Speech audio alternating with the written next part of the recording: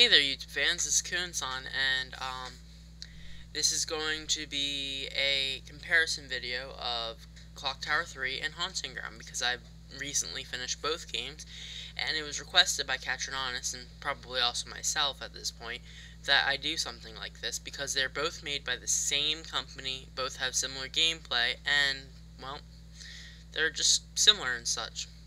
So, yes. I'm going to be comparing each character with each other. The heroines are going to be compared together, and then the stalkers will be compared together in order of appearance. So it might be a little weird at the end, but I think it'll work out just because. And also I will be comparing the difficulty and the soundtrack, the backgrounds, the replayability, and the storyline. And then I'll just give my overall impressions and declare a winner if I must do so. But for now, yeah, this is how it's gonna go. First, I'd like to start off with the heroines. Fiona Belly with Huey. I'm gonna combine them two, and Alyssa Hamilton. I can't remember last names, so okay. Now each of them has their own redeeming qualities. One might be better at something than the other is.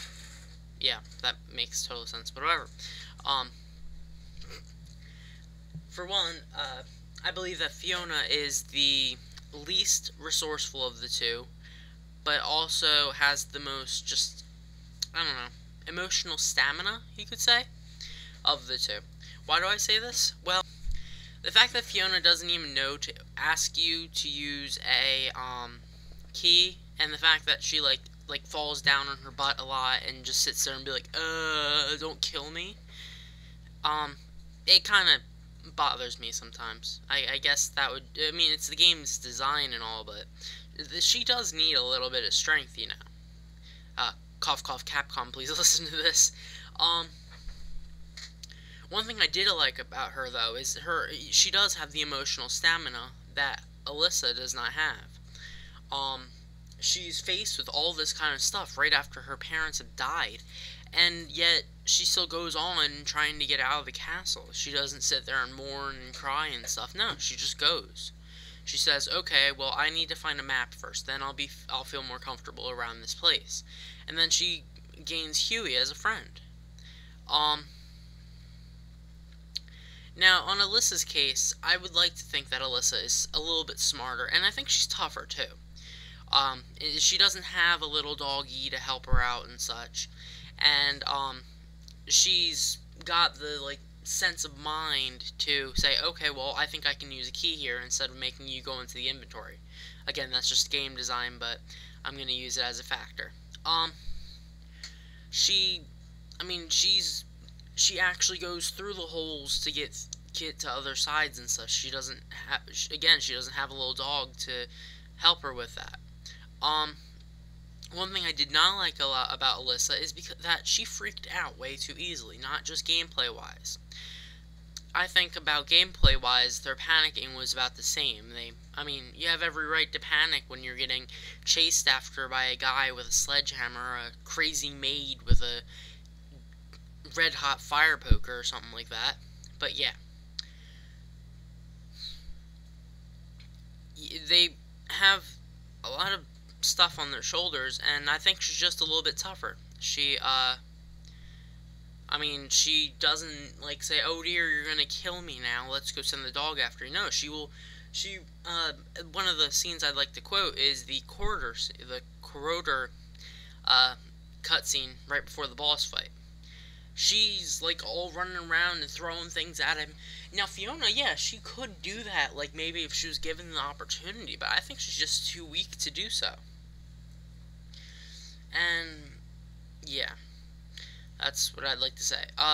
If I had to pick one or the other, like, if there was going to be, like, a uber-strong, mega, run-and-hide horror survival game that they're going to make, and you can pick between these two characters, personally, I don't know who I'd pick.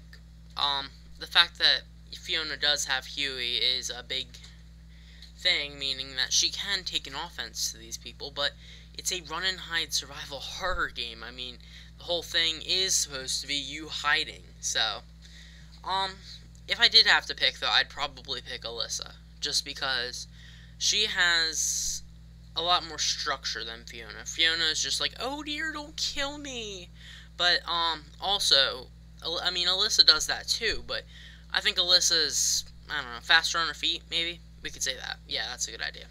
That's a good word. Now we're gonna, I want to talk a little bit about each stalker and, appearance that they arrive. I'm gonna rate them all on scariness, originality, and difficulty in game. My scariness, all my ratings are just gonna be my personal feeling right on the spot. I don't have any of this written down. I just have like a basic outline written down here, and it's just gonna be my gut feeling. So we're gonna start with Debilitus and Sledgehammer. Those are a good stalker to have at the beginning, both of them. I really enjoyed the fact that they were the first stalkers. Why? They're big, they're burly, they are aggressive. That's a good thing for the first area of a horror survival game. If you can't get past that, then once they start becoming intellectual stalkers, then what are you going to do? So, yeah. Now, let's talk about Debilitus first, since I played Haunting Ground first. He was the first stalker I ever encountered in any one of these games, so I really wasn't very prepared.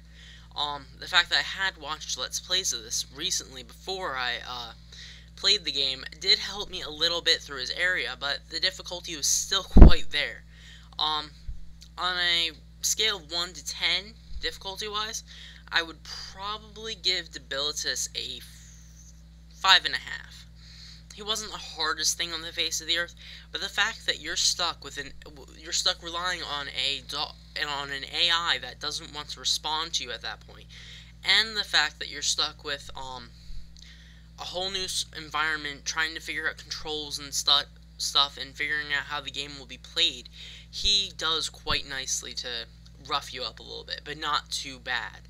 And I think that's a good point to have, because, I mean, the beginning isn't supposed to be as hard as the end. That would just be boring. It would just be one constant easy or one constant challenge. And sometimes you want to ease up to the challenge. That's always a nice thing to do in a game. On the scariness side, the only thing that really scared me about him is just finding me. And that was just my first time playing Phobia type thing. I mean, I'm sure it happened to everyone who played for the first time.